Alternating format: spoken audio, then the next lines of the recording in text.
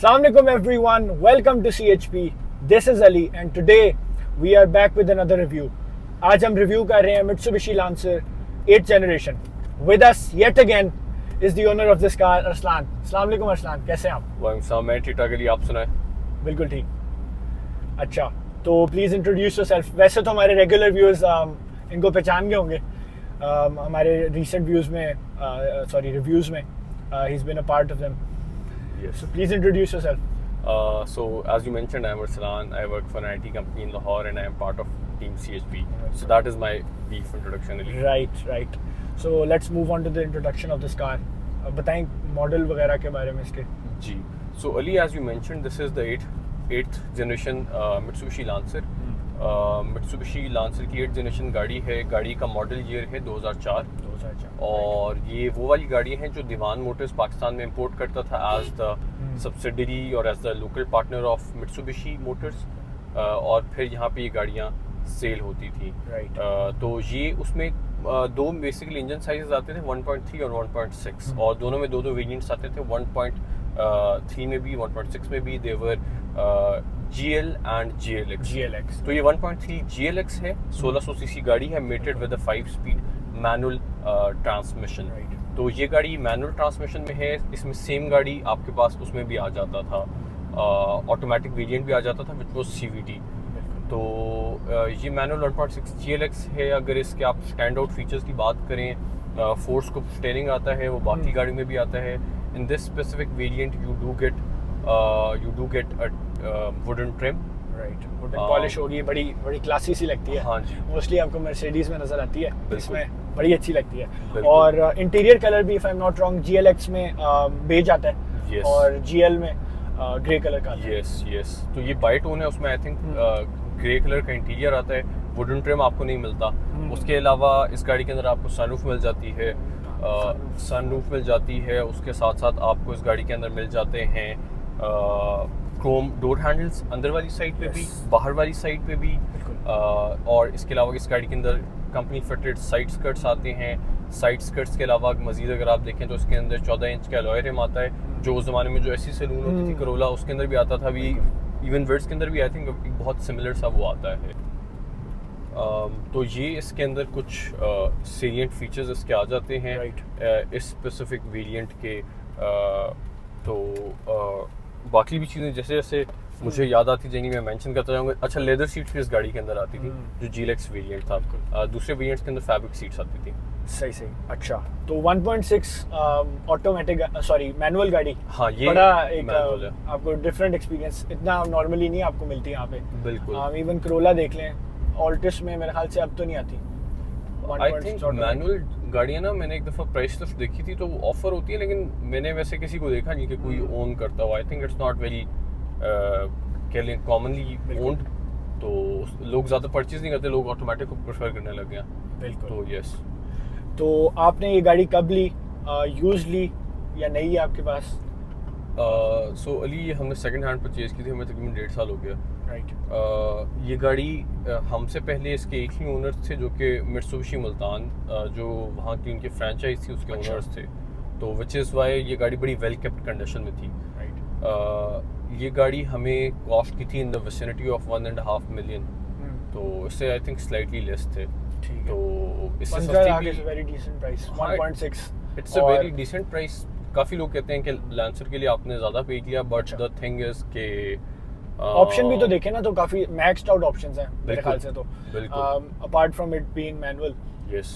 आपने जब गाड़ी ली तो आप मैनुअल लेना चाह रहे थे, ऑटोमेटिक लेना चाह रहे थे, या ऑटोमेटिक मिली नहीं, क्या चक्कर था? असल में मेरा जो परचेजिंग डिसीजन था वो ये था कि मैं इसी प्राइस रेंज में गाड़ी देख रहा था. मेरे पास इससे पहले ना एक 2-डोर वर्ड्स थी, जो 2003 मॉडल थी या 4 मॉडल थी, जैसे यारिस भी कहते थे. 2-डोर गाड़ी थी और बड़ी खूबसूरत गाड़ी थी. बट अगेन 2-डोर होने की वजह से थोड़ा सा उसकी यूजेबिलिटी के चंद इश्यूज थे. बट उसको हम चेंज करना चाह रहे थे, पैसे में ऊपर स्पेंड नहीं करना चाह रहा था. तो इस प्राइस रेंज के अंदर जब आप जाते हैं तो गाड़ियाँ आपको बहुत ज़्यादा मिलती नहीं हैं. और अगर लेट से कि आप सिविक पे चले जाएं या करोला पे चले जाएं ऑफ दोज जनरेशंस, जो वो ऐसी सलून वाली शेप वाली गाड़ी थी, और या उस पे चले जाएं, ईगल आई पे चले जाएं, तो वो गाड़ियाँ काफ़ी एक्सपेंसिव थी. तो मैंने मेरे पास जो ऑप्शंस थे वो इतने ज़्यादा ऐसे थे नहीं।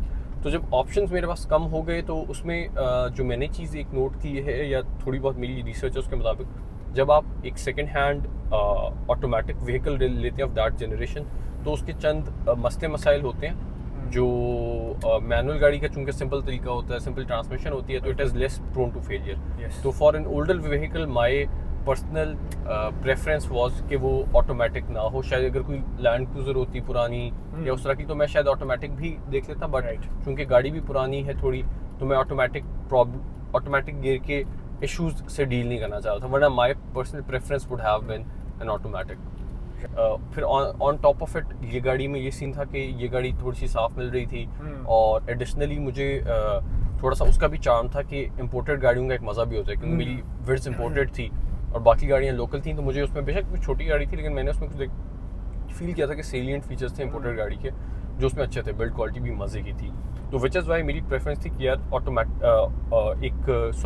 इम्पोर्टेड गाड़ी ली जाए। और इम्पोर्टेड गाड़ियों में ऑप्शन मेरा ख्याल है कि उतने पैसों में और एक फुल साइज सेडान में this was the only option. बाकी मैंने जितना रिसर्च किया मुझे इस गाड़ी की शेप पसंद थी शुरू से।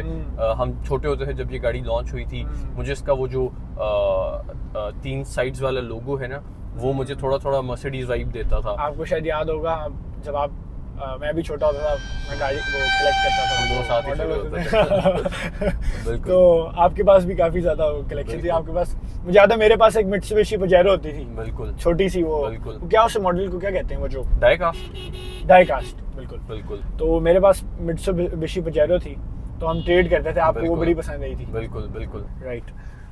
अच्छा, फ्यूल कंजम्पशन की बात करते हैं। एवरेज सिटी और हाईवे पे कैसी है आपका, कैसा एक्सपीरियंस रहा है? अच्छा, मैं 1.5 साल से हाँ बिल्कुल, मैं आपको पता होगा मैं गाड़ी की फ्यूल कंजम्पशन काफ़ी नोट भी करता हूँ, कैलकुलेट भी करता रहता हूँ। अच्छा, इस गाड़ी की मीटर पे नहीं आती फ्यूल कंजम्पशन, तो ऑफ कोर्स थोड़ी पुरानी गाड़ी है तो अंडरस्टैंडेबल है। 2004-5 या 4 में तो कम ही गाड़ी में आता था।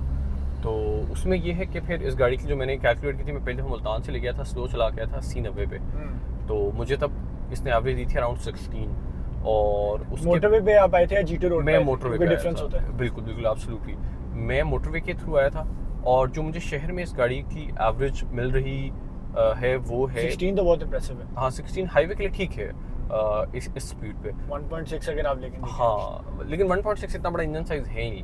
तो मैं इसको लेके आया था जिस स्पीड पे उसके लिए ठीक है। मेरा ख्याल है कि अगर इसके इंजन के ज़रा काम शाम थोड़े से हो जाए तो, क्योंकि I think it needs bit of overhauling, तो उसके बाद मेरे ख्याल इससे भी इम्प्रूव हो जाएगी। लेकिन जो शहर के अंदर इसकी एवरेज है ना वो अराउंड 12 ये दे जाती है विद AC, क्योंकि एक तो मेरा लाइट फुट भी है, दूसरा मैं कम्यूट भी mostly as we discussed previously canal पे करता हूँ, तो मुझे ये एवरेज ठीक दी जाती है 12 और इवन सर्दियों में 13 के करीब ही दे जाती है।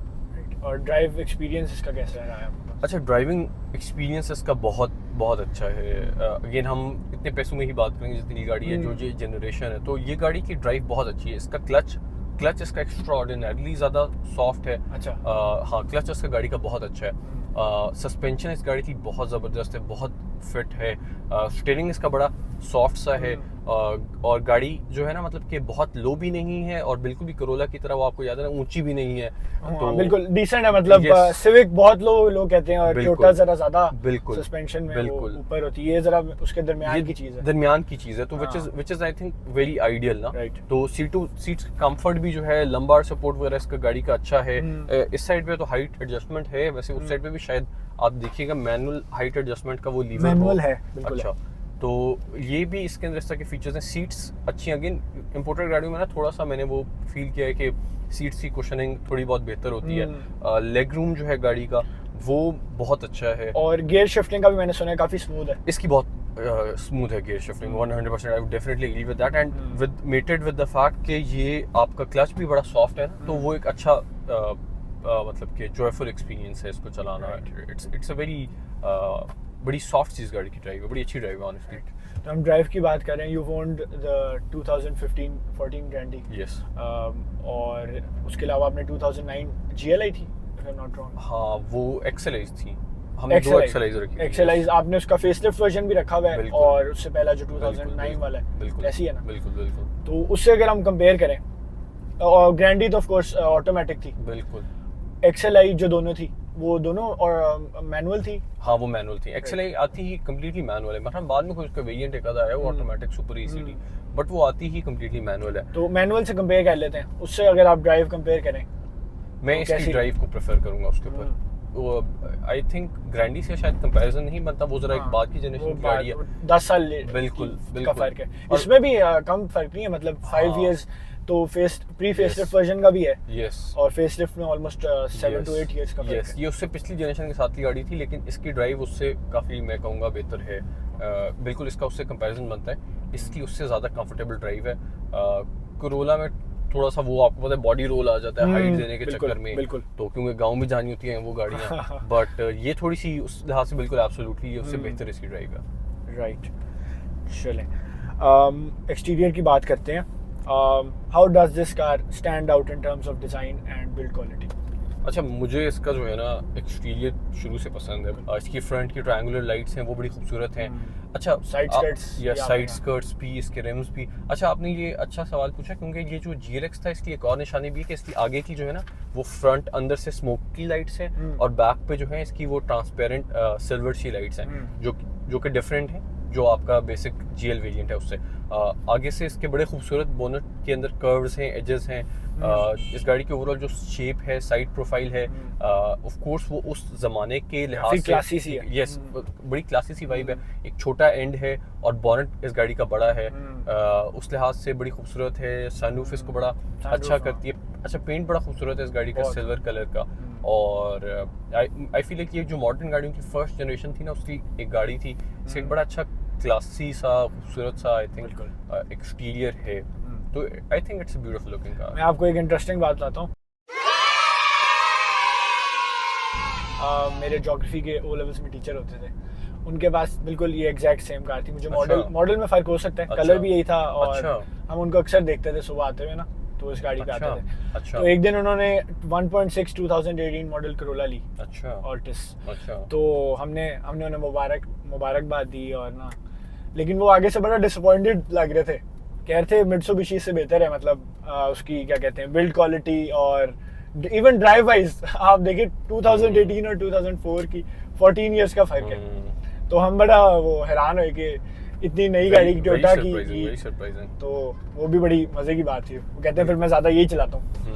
आई थिंक अच्छा अली, इसमें एक और चीज़ भी आ जाती है। मेरे पास जब ग्रैंडी थी ना, मैं ग्रैंडी बहुत डर के निकालता था गाड़ी। मैं ग्रैंडी निकालता ही नहीं था, मुझे चलाना पसंद नहीं था। उसकी रीज़न ये कि यार गाड़ियाँ इतनी एक्सपेंसिव हो गई। 25-30 लाख की वो गाड़ी, और 25-30 लाख भी तब थोड़ी ज़्यादा अमाउंट थी as compare to today in 2024। हम बात करें 2020 की, और जितनी स्पीड से रुपी डी वैल्यू हुआ है ना, तब तो मेरा ख्याल 200 से नीचे था डॉलर। तो उस तरीके से मैं जब भी उसको निकालता था, मुझे एक फीलिंग ऑफ डिस्कम्फर्ट होती थी हर वक्त, एक फियर होता था, क्योंकि मैं ठोकर क्रॉस करता था, कभी यहाँ से ट्रक्स आ रहे हैं, चिंगचीज आ रही हैं, और मेरी वो गाड़ी कम्प्लीटली ओरिजिनल पेंट में थी, और मुझे इतना स्ट्रेस होता था कि यार थोड़ी सी भी लग जाए तो पता नहीं कितना नुकसान हो जाएगा। और ऑन टॉप अच्छा ज़रा सी भी लग जाएगी गाड़ी, आपके पैसे लगेंगे। गाड़ियों के पार्ट्स इतने शदीद एक्सपेंसिव, 50-60 हज़ार की एक लाइट, और ऑन टॉप ऑफ इट आपकी रीसेल वैल्यू गिर जाती है, और आपका दिल बड़ा ख़राब होता है। तो अच्छा, ये जो इस तरह की थोड़ी पुरानी गाड़ियाँ होती हैं, एक तो ये ऑलरेडी थोड़ी बहुत पेंटेड होती है, नंबर 2 इनके पार्ट्स इतने डर्ट चीप होते हैं ना as compare to new cars, कि आप इनको बड़ा खुल्लम खुला निकालते हैं। मतलब don't get me wrong, I love my car. मुझे ये गाड़ी मेरे लिए किसी की भी मर्सिडीज से, रेंज रोवर से ज़्यादा मेरे लिए, मुझे इस गाड़ी से बहुत प्यार है। बट दैट बीइंग सेड, इन गाड़ियों में आपको ये कंफर्ट जरूर होता है कि यार अच्छा लग जाएगी, तो ये नहीं कि आप it will cost you an arm and a leg to get it fixed. तो वो मुझे बड़ा एक मेंटली बड़ा सुकून होता है इस तरह की गाड़ी को ड्राइव करके। फिर आप एंजॉय भी करते हो ड्राइव को? 100%। तो रिम्स इसके ओरिजिनल लगे हुए हैं, लेकिन जो टायर्स हैं वो मैंने रिसेंटली आपको शायद बताया भी था कि मैंने रिसेंटली टायर्स चेंज कराए थे। 14 इंच का ही रिम है, और टायर हमने डलवाए हैं। बजट में रहते रहते तकरीबन 50,000 लग गए। टायर जो है रिलेटिवली चौड़ा है, चाइनीज टायर है एक, तो उसके बाद ठीक है, the car is running fine. Right. तो रिम्स इसके बड़े क्लासी हैं, मतलब अभी भी ऐसे आउटडेटेड नहीं लगता आपको? बिल्कुल। आप देखो तो बड़े अच्छा मेटल फिनिश और बड़ा अच्छा बिल्कुल लगता है। बिल्कुल। राइट। तो आपने कोई एक्सटीरियर मॉडिफिकेशंस कराई? आपने 1.5 साल हो गया आपको लिए हुए। यार ऑफ द बैट मुझे याद नहीं आ रहा है। एक चीज़ बता सकता हूँ कि मैंने इसके फ्रंट पे एक वो LED स्ट्रिप लगाई थी, पता नहीं अच्छा आइडिया था बुरा आइडिया नहीं था, तब तो ठीक लगा। बट एक मैंने इसमें LED लाइट्स लगाई हैं, ठीक है ना, वो इतनी I don't think it's that big of a modification. और दूसरा मैंने इसमें फॉग लैंप्स इंस्टॉल किए फ्रंट पे, मुझे वो ओरिजिनल फिटिंग में मिल गए थे, आई थिंक चाइना के हैं बट ज़रा अच्छी क्वालिटी के थे, तो मैंने लगवा लिए थे। मुझे पर्सनली वो अच्छे लगते हैं, LED strips not so much. Right. अच्छा, तो let's move on to the interior. Interior की बात करते हैं तो there is a lot to talk about. इतनी ज़्यादा ऑप्शंस हैं, मतलब क्रोम, ये वुडन पॉलिश, बेज इंटीरियर बड़ा अच्छा लग रहा है। बिल्कुल। और please tell us about the interior of the car. अच्छा, इसमें पहले तो उसका ओरिजिनल टेप प्लेयर लगाया था, मैंने उतार के घर पे रख दिया। मैंने एंड्रॉयड पैनल इसमें इंस्टॉल करवा दिया। एंड्रॉयड पैनल ठीक है, ये इसकी फिटिंग की असल गेम होती है। पैनल सारे सेम होते हैं, फिटिंग नेचुरल लग रहा है बड़ा। हाँ, नेचुरल लग रहा है, लेकिन जो इसमें एक इशू है ना, जो बहुत ज़्यादा मुझे तंग करता है पर्सनली, बहुत ज़्यादा, वो एक्चुअली एक मसला ही है। वो ये है कि बेसिकली ये जो हमने इसके ये कंट्रोल्स नीचे मूव किए ना, ये एक्चुअली यहाँ पे होते हैं। तो जब हम when we had to move them little downwards, तो ये एक नया उसके साथ यूनिट आता है इसकी फिटिंग के साथ, ये वो लग गया। बट इससे इसके कंट्रोल्स ने काम करना छोड़ दिया। एज इन ये जो आप देख रहे हैं ना कि टेम्परेचर कंट्रोल का है या ये है, इन्होंने काम करना छोड़ दिया, ये बटन्स काम कर रहे हैं। तो उस वजह से आप इसकी विंड की डायरेक्शन नहीं कंट्रोल कर सकते, टेम्परेचर नहीं कंट्रोल कर सकते।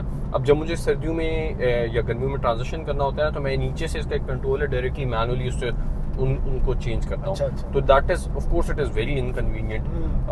तो वो चीज़ मुझे नापसंद है। लेकिन ये बड़ा नेचुरल लग रहा है, मतलब ऐसे ही लग रहा है, इतना हाँ, चेंजेस हुए हैं। हाँ, आपने जो बताया काफ़ी ज़्यादा चेंजेस। असल में जो एंड्रॉयड यूनिट्स आते हैं ना, वो उसके साथ ना हर गाड़ी की फिटिंग के हिसाब से आते हैं। तो उसके साथ ये फिटिंग पूरी आती है, ये और ये। इस वजह से ये बड़ा नेचुरल लगता है। But you are absolutely right, ये देखने में ये अच्छा मुनासिब लगता है। प्लस इसमें एक रिवर्स कैमरा साथ इंस्टॉल कर लिया। जो स्टीयरिंग है उसमें मेरा ख्याल है जो GL गाड़ी थी ना, उसके अंदर RPM मीटर भी नहीं आता था।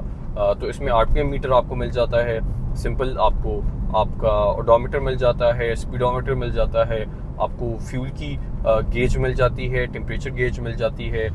हमने खुद इसकी ज़रा लाइट्स चेंज करके अपनी जैसे ऑप्टिट्रॉन कराई है, मुझे नहीं पता कि ओरिजिनल में किस तरह की थी। यहाँ से आपकी लाइट्स का कंट्रोल भी है। लाइट्स का कंट्रोल बीइंग बेसिकली कि स्टीयरिंग की लाइट्स को आप डिम या वो कर सकते हैं, ब्राइट कर सकते हैं। तो ये है। You have the sun roof आपके पास फ्रंट पे, रीडिंग लाइट्स। अच्छा, ये लाइट्स की क्वालिटी बड़ी अच्छी है, ये देखें।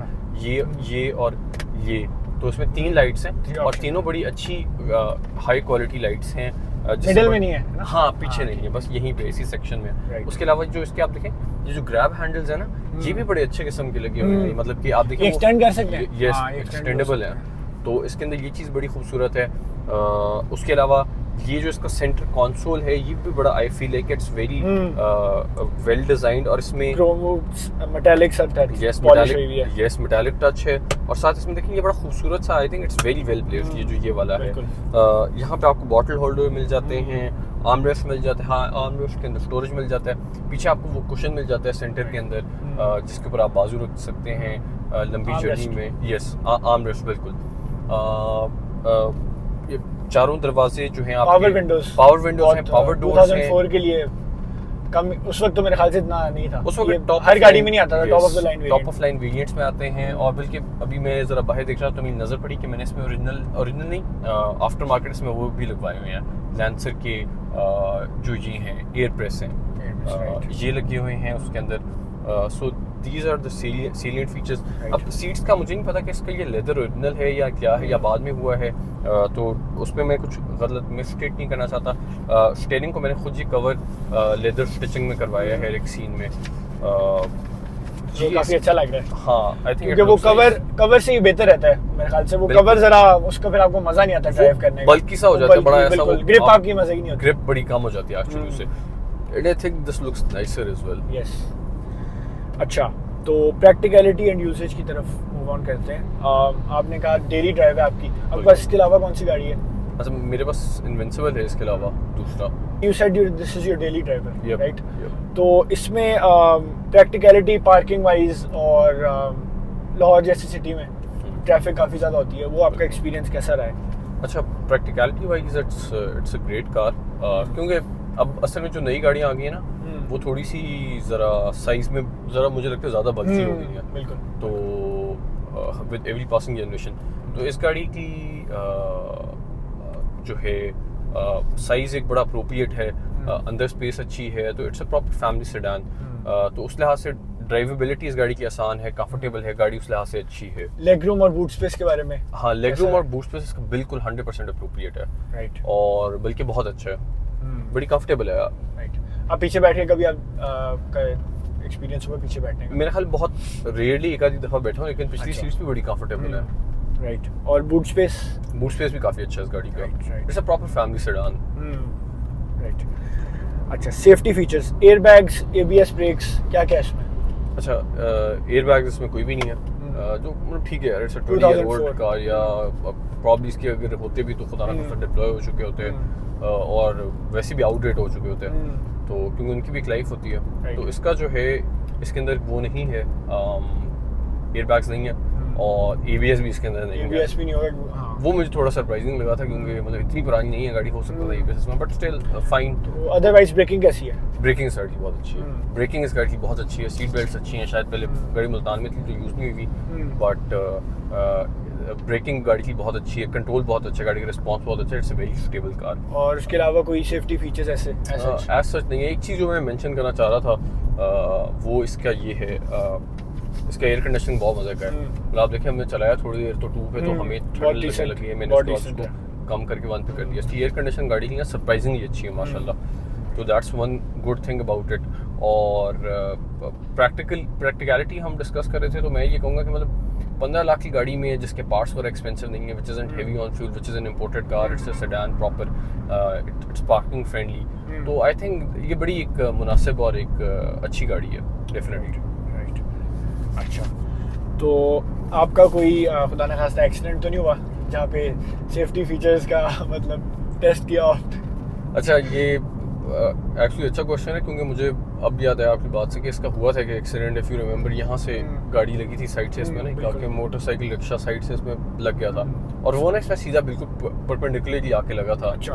तो अच्छी खासी ओवर स्पीडिंग वो कर रहा था, वो आके साइड से लग गया था गाड़ी में। तो उसमें ये हुआ कि हमने ये दरवाज़ा रिप्लेस किया था, तो ये दरवाज़ा हमारा अंदर की तरफ बेंड हो गया था, बट जो इम्पैक्ट इतना ज़्यादा था गाड़ी का, इतना शदीद था, उसके बावजूद गाड़ी जो थी हमारी वो उतनी ज़्यादा कह लें कि क्रम्पल नहीं हुई। मतलब इट वॉज सरप्राइजिंग। मुझे लगता है अगर कोई और गाड़ी होती तो वो शायद यहाँ तक आ गया होता, बट लाइक गाड़ी की चादर अच्छी है, मजबूत गाड़ी है माशाल्लाह, तो वो गाड़ी का दरवाज़ा जो था ना, उसमें एक डेंट आ गया था, काफ़ी ज़्यादा दरवाज़ा डोर रिप्लेस कराया था? हाँ, हमने डोर रिप्लेस किया था। वो बिलालगंज से मैंने सोर्स किया था, मेरे डेंटर ने, वो हमें तकरीबन 20,000 का पड़ गया था दरवाज़ा खाली, और उसके बाद हमने उसको पेंट करके उसकी फिटिंग कर दी थी। तो ये हुआ था बिल्कुल। राइट। अच्छा, तो let's move on. 20,000 for an entire decent, very decent, very decent, पूरा एक दरवाजा है या बिल्कुल क्रेजी गाड़ी है, कितना बड़ा मेजर पार्ट है, मेरा लोहा है, तो बिल्कुल। अच्छा, कॉस्ट एंड मेंटेनेंस की बात करते हैं। ऑयल चेंज कितना रेगुलरली कराते हैं? इंजन ऑयल कितने का पड़ता है? अच्छा, इसका जो इंजन ऑयल है ना, वो असल में ये इस गाड़ी में हल्की हल्की ब्लो है, इसके 2 सिलेंडर थोड़े से वीक है, उसके बावजूद ये गाड़ी बहुत अच्छी, बहुत स्मूथ चलती है, इसकी फ्यूल एफिशिएंसी अच्छी है, बस हल्का हल्का सफ़ेद धुआं इसमें आ रहा है गाड़ी में। तो अब मैं प्लान कर रहा हूँ कि इसके इंजन को ओवरहॉल करवाऊँ या इसके रिंग पिस्टन करवाएं। तो जो इसमें हम मोबिल ऑयल डालते हैं ना, वो हम थोड़ा सा थिक डालते हैं ताकि वो ज़रा वो ना करे, तो मैं वो रिकमेंड नहीं करूँगा वो ज़िक का X5 है, क्योंकि अगर हम थिक इस वजह से डालते हैं क्योंकि हमारी मजबूरी है, तो जब ओवरहॉल हो जाएगा इंजन को हम ज़रा बेहतर कर लेंगे, तो फिर हम उसमें पतला मोबिल ऑयल यूज़ करेंगे। तो ये इंजन ऑयल ज़िक का आप कह रहे हैं? हम ज़िक का यूज़ कर रहे हैं, और वो भी प्राइस है? उसकी प्राइस पड़ जाती है इसकी एक मेंटेनेंस के अराउंड 6,000। राइट। और ये कितना रेगुलरली आप कराते हैं? मैं करवाता हूँ अराउंड 4,000 किलोमीटर पे, लेकिन इससे जल्दी करवाना चाहिए, 3,000 पे करवाना चाहिए। आइडियल 3,000। यस, उससे ना इंजन की आवाज़ बड़ी स्मूथ रहती है। और आप अपने किसी मैकेनिक से कराते हैं या कोई वैसे अब तो मित्सुबिशी की तो खैर इधर है भी नहीं। मित्सुबिशी तो रोल बैक हो गई थी दीवान के बाद, तो वो उसका एज सच नहीं रहा। और ओवर पार्ट्स आप कह रहे थे मतलब काफ़ी चीप हैं, ऑल्दो मैंने सुना था कि इसके मित्सुबिशी के स्पेशली पार्ट्स ज़रा slightly on the expensive side पे आते हैं। असल में हम अगर बात करें ना कि यार मतलब हम जो नई गाड़ियों से कंपेयर करें, तो नई गाड़ियों से तो पार्ट्स इसके डर्ट चीप लगते हैं। वो आप छोटी से छोटी गाड़ी ले लें, वैगन आर ले लें, ऑल्टो ले लें, तो उससे कंपैरिजन में तो डर्ट चीप लगते हैं। अब बड़ी गाड़ियों से भी कंपेयर तो हो ही सकते खैर, बट मेरा ख्याल है कि इनकी प्राइसेस इतनी ज़्यादा नहीं है। मैंने आपको बताया दरवाज़ा कितना सस्ता था। अच्छा, पार्ट्स इसके हमने कुछ काम मैंने करवाए, तो इसकी सीलें वगैरह तो वो बड़ी रेडीली अवेलेबल थी और डिफरेंट उनमें वैरायटीज़ अवेलेबल थी। तो अगर आप सस्ते में जो है काम करना चाह रहे हैं तो आपको वो ऑप्शन भी अवेलेबल हैं, ओरिजिनल पार्ट्स भी हैं, जापानी पार्ट्स भी अवेलेबल हैं। तो आपको सारे ऑप्शंस अवेलेबल होते हैं नए पार्ट्स में भी। और उसके अलावा जो इस गाड़ी की जंक यार्ड सपोर्ट जिसको कहते हैं, बिलालगंज लाहौर में है, पिंडी में पार्ट्स बहुत मिलते हैं, वहाँ से बहुत ज़्यादा पार्ट मिलते हैं। उसकी रीज़न ये, इंटरनेशनली ये गाड़ी बहुत ज़्यादा चली है, वहाँ से गाड़ियों का जंक आता है। और फिर पाकिस्तान में गाड़ी बहुत ज़्यादा चली है। मित्सुबिशी लांसर जो है ना, जो दीवान मोटर्स ने गाड़ी दी थी, उसके अलावा भी आपके पास जो थी ना 2010 के अराउंड गाड़ियाँ बहुत इंपोर्ट हुई थी, जिनमें से कई गाड़ियाँ 1500 थी, GDI इंजन वाली गाड़ियाँ थी, इनके पूरे इंजन मिल जाते हैं। तो पार्ट्स की अवेलेबिलिटी बहुत ज़्यादा है, ओरिजिनल पार्ट्स भी मिल जाते हैं, डब्बा पैक पार्ट्स भी मिल जाते हैं, और मुझसे पूछेंगे मैं कहूँगा मुनासिब प्राइस पे मिलते हैं। और हो सकता है कि पहली चीज़ें फ़र्क होती हूँ या मुझे इतना फ़र्क नहीं ऑनेस्टली फील हुआ। राइट। मैं हर किसी से पूछता हूँ हर रिव्यू में, what are the 3 things you like the most about this car and 3 things you don't, if any? अच्छा, the thing that I like about this car, it's value for money। तो बहुत ज़्यादा वैल्यू फॉर मनी है। Again आप शायद कहें कि थोड़ी जेनेरिक बात होगी, but it has really good value for money. बिल्कुल। तो उस लिहाज से ये गाड़ी अच्छी है कि आपको कम पैसों में एक बहुत अच्छी गाड़ी मिल जाती है। और दूसरी चीज़ जो इस गाड़ी की बहुत अच्छी है वो है इसकी जो ड्राइव है वो बहुत ज़बरदस्त है, बहुत मज़े की है। और तीसरी चीज़ ये कि एक अच्छी ज़रा इसकी लुक्स बहुत अच्छी है। अच्छा, और ये 3 चीज़ें, बट मैं ऑनेस्टली ये बताऊँ, if anybody is considering to buy a Lancer तो I would highly recommend it, given कि गाड़ी आपको अच्छी मिली हो, या अगर हल्की गाड़ी है तो आपको गाड़ियों की सेंस हो at least, it's a great car to have. And I can have a list of 10 things जो इतने पैसों में आपको मिल रही है। तो मतलब इट्स फ्यूल एफिशिएंट गाड़ी है, भागती अच्छा है, राइड क्वालिटी अच्छी है, गाड़ी सेफ है, बड़ी है, स्टोरेज ज़्यादा है, दिखने में भी बुरी नहीं है गाड़ी, पार्ट्स भी। पूरा रिव्यू सम अप कर दिया बिल्कुल।